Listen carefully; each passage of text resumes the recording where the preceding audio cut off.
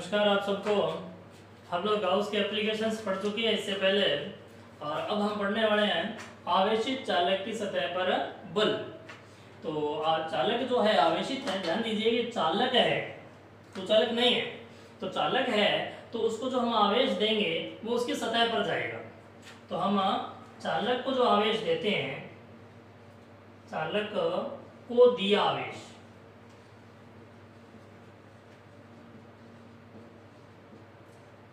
एक समान रूप से सतह पर वितरित होता है।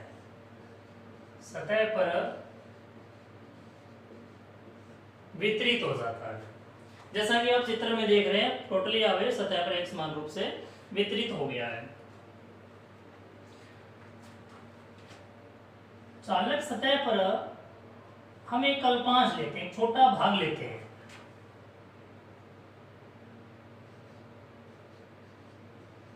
सतह पर एक छोटा भाग लेते हैं। इस छोटे भाग पर जो शेष चालक बचता है वो क्या लगाएगा? बल लगाएगा। क्यों? क्योंकि इस पर धनावेश है और इस पर भी धनावेश है। तो धनावेश धनावेश क्या करेंगे? प्रतिकर्षित करेंगे। तो कौन सा बल लगाएगा? शेष भाग प्रतिकर्षण बल लगाएगा। तो सतह पर आपने एक छोटा भाग लिया है, अल्पांश लिया है आपने। अल्पांश का नाम क्या है? ए बी नाम है अल्पांश का। और यहाँ एक बिंदु सी मान लेते हैं। तो अल्पांश के अलावा जो भाग बचेगा उसका नाम हो जाएगा ए सी बी, और अल्पांश का नाम हो जाएगा ए बी। तो सतह पर एक छोटा अल्पांश लिया है हमने, एक छोटा भाग लिया है। तो इस पर जो शेष भाग है, शेष भाग का नाम क्या है? ए सी बी। कौन सा बल लगाएगा? प्रतिकर्षण बल लगाएगा। प्रतिकर्षण बल लगाएगा। इसी प्रकार से आप कहीं भी अल्पांश लीजिए, इस चालक वस्तु पर कहीं भी अल्पांश लीजिए, उस पर इसी प्रकार से क्या लगेगा? प्रतिकर्षण बल लगेगा। तो इस वस्तु के प्रत्येक अल्पांश पर, कहीं भी अल्पांश लीजिए आप, प्रत्येक अल्पांश पर इसी प्रकार क्या लगेगा? बल लगेगा। वो भी कौन सा? प्रतिकर्षण बल लगेगा। तो हेडिंग के अनुसार हमें टोटल सतह पर बल निकालना है, ना कि किसी अल्पांश पर। तो फिर हम सतह पर कुल बल कैसे निकालेंगे? हम लोग प्रत्येक अल्पांश पर लगने वाले बलों का सदिश योग कर देंगे, तो सतह पर लगने वाला कुल बल आ जाएगा। तो क्या करेंगे हम लोग? प्रत्येक अल्पांश पर लगने वाले विद्युत बलों का सदिश योग करेंगे। बलों का सदिश योग करेंगे और सदिश योग से कुल बल आ जाएगा। कुल बल आ जाएगा। किस पर लगने वाला कुल बल आ जाएगा? सतह पर लगने वाला कुल बल आ जाएगा। तो सतह पर बल लगेगा और सतह पर लगने वाले बल के कारण सतह पर एक दाब उत्पन्न हो जाएगा। सतह पर बल लग रहा है और इस कारण सतह पर एक दाब उत्पन्न हो जाएगा। तो दाब को उत्पन्न करने में मुख्य भूमिका इस आवेश की है। आवेश के कारण बल लग रहा है और बल से क्या उत्पन्न होगा? दाब उत्पन्न होगा। अब हम लोग इस एक अल्पांश के निकट अंदर और बाहर कोई दो बिंदु लेते हैं, P1 और P2। आगे करते हैं।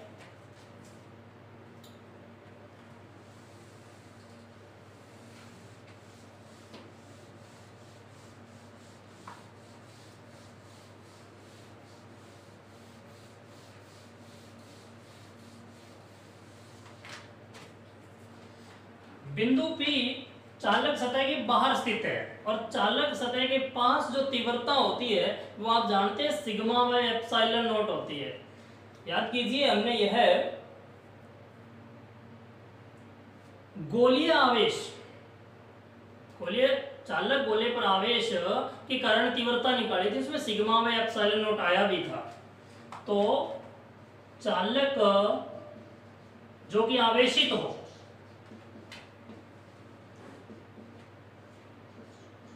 की सतह के निकट जो विद्युत क्षेत्र की तीव्रता होती है बाहर की साइड में, ये ध्यान रहे, सतह के निकट बाहर की साइड में जो विद्युत क्षेत्र की तीव्रता होती है वो होती है sigma by epsilon not, sigma by epsilon not. और इसकी दिशा सतह के लंबवत बाहर की ओर होगी यदि धन आवेश है तो, और ऋण आवेश है तो सतह के लंबवत अंदर की ओर हो जाएगी, त्रिज्यीय दिशा में हो जाएगी। तो इस प्रकार से बिंदु P1 पर तीव्रता कितनी हो जाएगी, बिंदु P1 पर तीव्रता हो जाएगी EP1 equals to sigma by epsilon naught, वो भी बाहर की ओर। ये होगी P1 पर तीव्रता, बाहर वाले बिंदु पर तीव्रता। और चालक सतह के अंदर कुल तीव्रता शून्य होती है, हम पहले भी जान चुके हैं, चालक के अंदर तीव्रता शून्य होती है। तो मैं लिखूंगा चालक, आवेशित चालक है, चालक के अंदर जो विद्युत क्षेत्र की तीव्रता है वो होती है शून्य है। तो इसका मतलब बिंदु P2 पर तीव्रता क्या होगी, शून्य होगी। तो बिंदु P2 पर तीव्रता EP2 कितनी होगी, शून्य होगी। ये हमने अल्पांश के बाहर और अंदर दो बिंदुओं पर विद्युत क्षेत्र की तीव्रता निकाली है। आगे करते हैं। तो यहां तीव्रता कितनी आई है, EP1 कितनी आई है, सिग्मा बाय एप्सिलॉन नॉट। और यहाँ EP2 कितना आया है, 0 आया है। ये रिजल्ट ध्यान रखिएगा।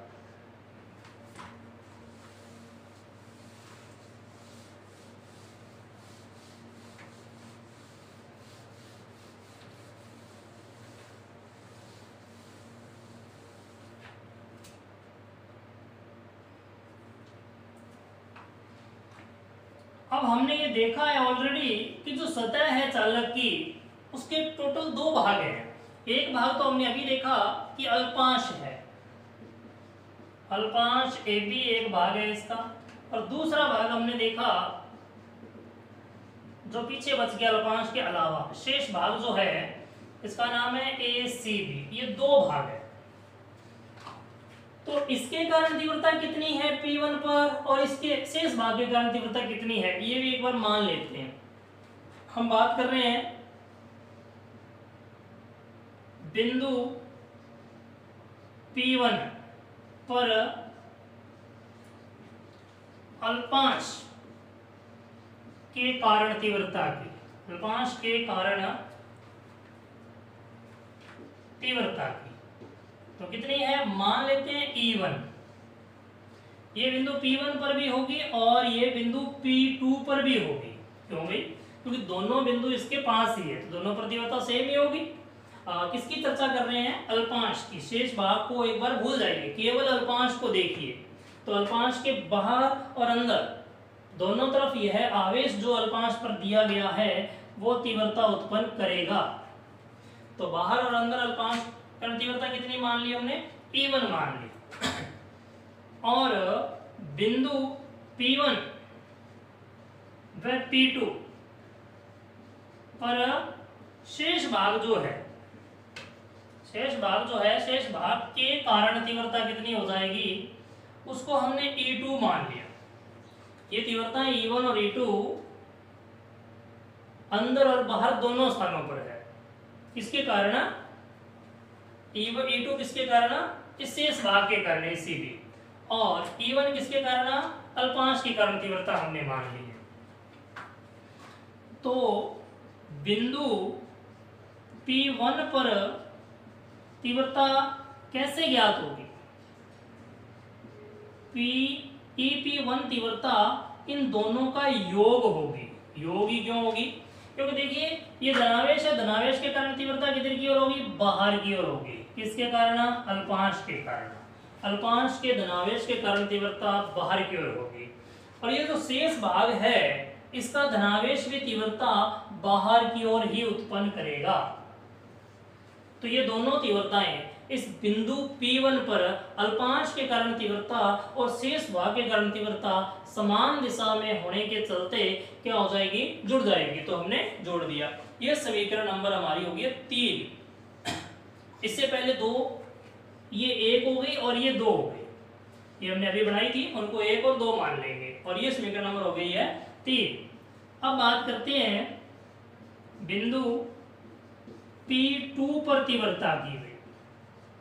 बिंदु P2 पर तीव्रता है EP2 बराबर E1 माइनस E2। यहां तो जुड़े हैं, यहां घट क्यों रहे हैं? ये तो धनावेश है, तो धनावेश से बाहर की ओर तीव्रता की दिशा होगी।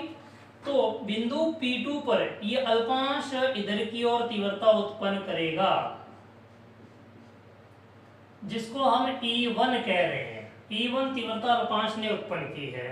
शेष भाग जैसे कि आप यहाँ एक अल्पांश देख रहे हैं या एक अल्पांश देख रहे हैं, इन दोनों के कारण जैसे ऐसे अपनी तीव्रताएं निकालेंगे। इसके कारण तीव्रता यूं हो जाएगी, इसके कारण तीव्रता यूं हो जाएगी। तो इन दोनों घटकों का जब हम जोड़ करेंगे तो तीव्रता बढ़ेगी बाहर की ओर इस प्रकार से। यहाँ ये जो तीव्रता है ये है शेष भाग के कारण और ये E1 वाली है अल्पांश के कारण। तो अंदर तीव्रताएं एक दूसरे के अपोजिट डायरेक्शन में बन रही है ना। एक बार अलग से चित्र में थोड़ा सा और देखिए आप। मान लीजिए यहाँ एक अल्पांश लिया हमने, यहाँ एक अल्पांश लिया और अंदर वाले बिंदु पर चर्चा कर रहे थे। तो इस धनावेश के कारण तीव्रता यूं होगी और इस धनावेश के कारण तीव्रता यूं होगी। तो इन दोनों तीव्रताओं का परिणामी किधर की ओर होगा? इधर की ओर होगा, क्योंकि ये वाले घटक तो कट जाएंगे ना और ये वाले घटक जुड़ जाएंगे। तो इन दोनों अल्पांशों के कारण जैसे तीव्रता अंदर के बिंदु पर बाहर की ओर बढ़ रही है, वैसे कोई और 2 अल्पांश ले लो तो इनके कारण भी तीव्रता बाहर की ओर बढ़ेगी। ऐसे आवेश युग्मों के रूप में पूरे शेष भाग को बांट दीजिए तो तीव्रता किधर की ओर बढ़ेगी? बाहर की ओर बढ़ेगी। तो अल्पांश के कारण किधर की ओर बढ़ेगी? अंदर की ओर बढ़ेगी। तो दोनों तीव्रताओं की डायरेक्शन क्या होगी? अपोजिट। इसके चलते हमने इनको क्या किया है? घटाया है। तो समीकरण हमारे पास 4 बन चुकी है। ये तो बाहर तीव्रता होती कितनी है? सतह की आवेशित सतह के बाहर तीव्रता कितनी होती है? Sigma by epsilon not. चालक सतह के अंदर तीव्रता कितनी होती है? 0 है। अब इस सतह को 2 टुकड़ों में विभक्त कर दीजिए। एक तो अल्पांश हो गया और एक शेष भाग हो गया। इन दोनों की अलग अलग हमने चर्चा कर दी। अब आगे हल करते हैं।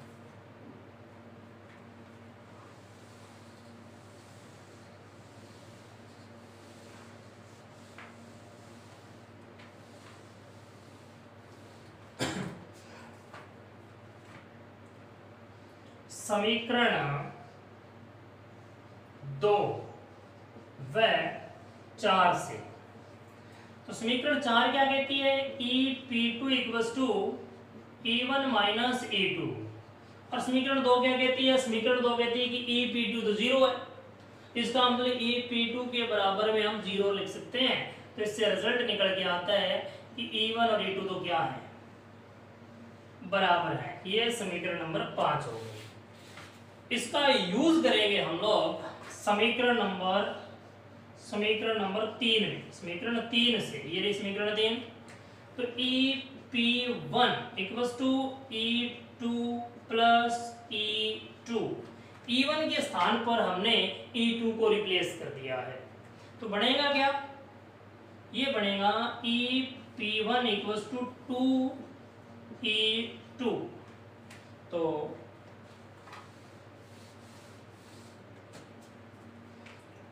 E2 बराबर क्या निकल के आया?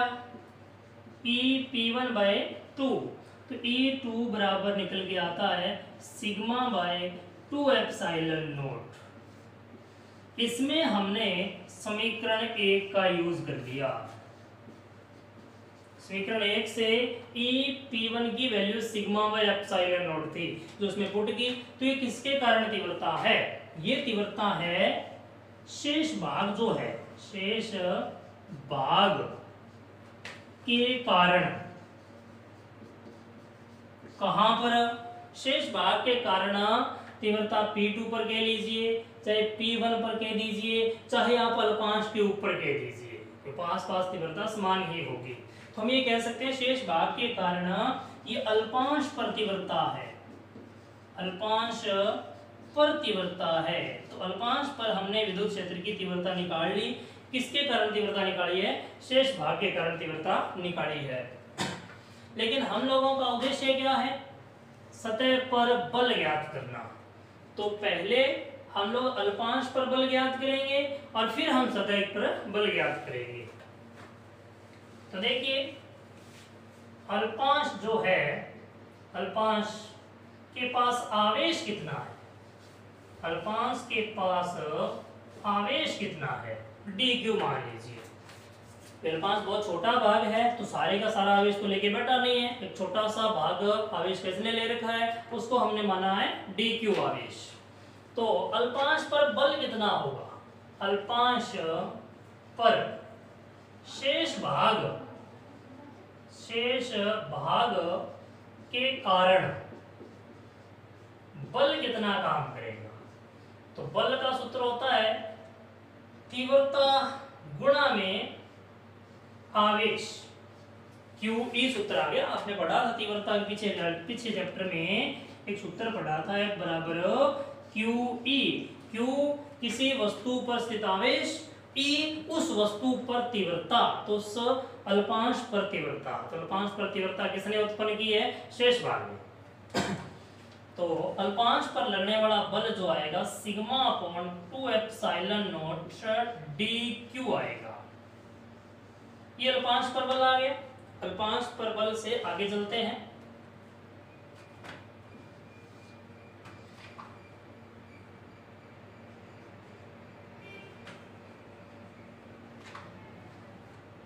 अल्पांश का क्षेत्रफल कितना है? ये हम मानना भूल गए थे ऊपर। अल्पांश का क्षेत्रफल आप ds मान लीजिए। हम ऐसा क्यों कर रहे हैं?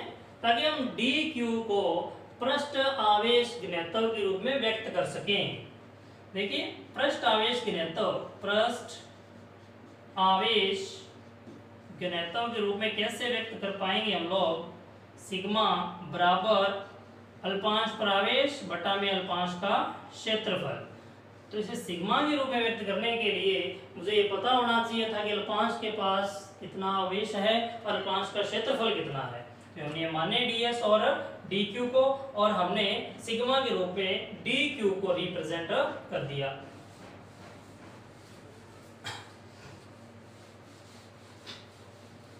तो अल्पांश पर बल निकाल रहे हैं हम लोग।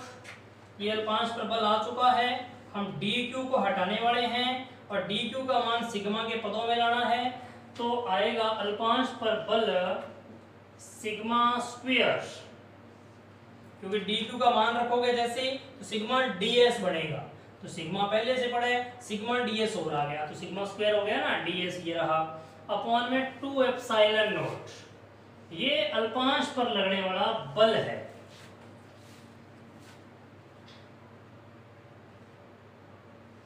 तो संपूर्ण सतह पर बल कितना होगा? इस प्रकार के अल्पांशों पर लगने वाले बलों का हमें क्या करना पड़ेगा? समाकलन की मदद से योग करना पड़ेगा। तो sigma square upon 2 epsilon not समाकलन करना होगा अपने को ds का। तो यह सूत्र जो है ये संपूर्ण सतह पर लगने वाले बल को ज्ञात कर सकता है, संपूर्ण सतह पर लगने वाले बल को ज्ञात कर सकता है। तो इससे थोड़ा आगे चलते हैं।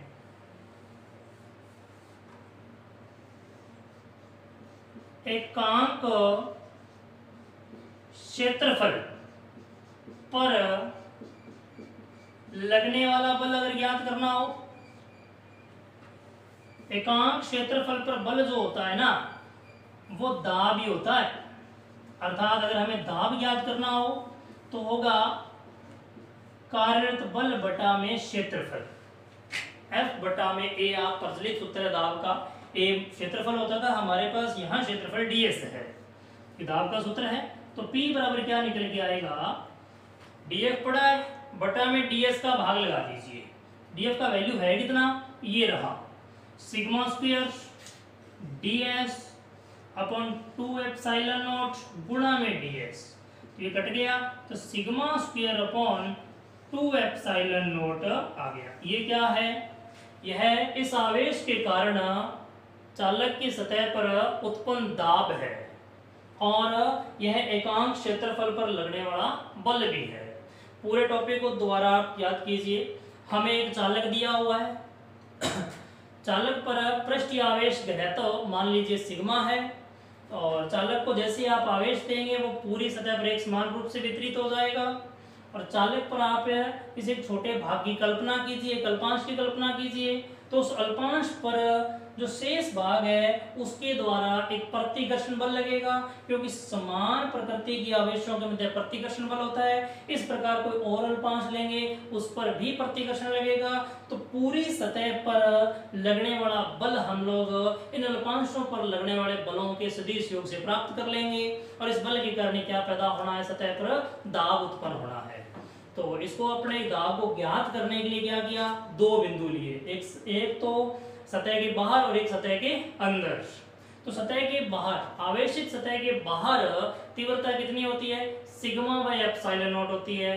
तो हमने P1 बिंदु पर तीव्रता सिग्मा बाय एप्सिलॉन नॉट लिख दी, और सतह के अंदर तीव्रता कितनी होती है, 0 होती है, हमने 0 लिख दी।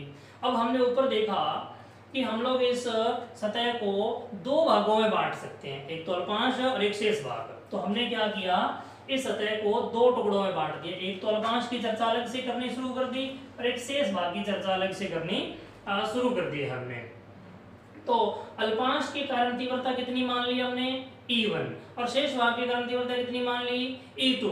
तो बाहर वाले बिंदु पर दोनों की तीव्रताएं सेम डायरेक्शन में होगी, तो दोनों तीव्रताओं को जोड़ा गया, तो बाहर वाले बिंदु पर EP1 ज्ञात हो गया। और अंदर तीव्रताएं विपरीत दिशा में होगी, जैसा कि हमने इसमें समझने की कोशिश की। विशेष भाग जो है अल्पांश को छोड़ दिया हमने, जो शेष भाग है उसको हम ऐसे युग्मों में विभाजित कर सकते हैं जिनके कारण तीव्रता अंदर के किसी बिंदु पर बाहर की ओर ही बढ़ेंगी, और अल्पांश के कारण तीव्रता अंदर की ओर बढ़ेंगी। तो फिर हमने अंदर तीव्रता निकालते समय E1 माइनस E2 कर दिया, तो फिर उससे दो रिजल्ट बने, E1 बराबर E2 बन गया एक तो, और इसका प्रयोग हमने किया तो अल्पांश के कारण, सॉरी शेष भाग के कारण तीव्रता निकल के आती है सिग्मा बाय 2 एप्सिलॉन नॉट, और तीव्रता से हमें बल पर जाना है तो हम सूत्र जानते हैं F बराबर QE, Q जिस पर बल लग रहा है, बल किस पर लग रहा है, अल्पांश पर। तो अल्पांश के पास आवेश Q है नहीं, तो DQ, जो हमने मान लिया कि अल्पांश के पास आवेश DQ है, और अल्पांश का क्षेत्रफल कितना माना हमने, DS, ये रहा, अल्पांश का क्षेत्रफल भी मान लिया और आवेश भी मान लिया। तो अल्पांश पर बल कैसे निकाला हमने, बल इंटू विस्थापन, सॉरी आवेश गुणा में तीव्रता, आवेश कितना है DQ, तीव्रता कितनी है E, तो हमने क्या निकाल लिया, बल निकाल लिया कि बल आ गया, किस पर लगने वाला बल आ गया, अल्पांश पर लगने वाला बल आ गया। तो हमने DQ को रिप्लेस किया किसके पदों में, सिग्मा के पदों में, तो सिग्मा के पदों में हमने रिप्लेस कर दिया। तो संपूर्ण सतह पर अगर हमें बल निकालना है तो हम इस अल्पांश पर लगने वाले बल का क्या कर देंगे, समाकलन कर देंगे, तो संपूर्ण सतह पर लगने वाला बल आ जाएगा। अगर हमें एकांक क्षेत्रफल पर लगने वाला बल निकालना है तो हम लोग क्या करेंगे, इस ds का इधर भाग लगा देंगे, तो एकांक क्षेत्रफल पर लगने वाला बल आ जाएगा, और एकांक क्षेत्रफल पर लगने वाला जो बल होता है उसी तो दाब कहते हैं। अतः इस आवेश के कारण सतह पर उत्पन्न दाब हम ज्ञात कर चुके हैं sigma square by 2 epsilon not.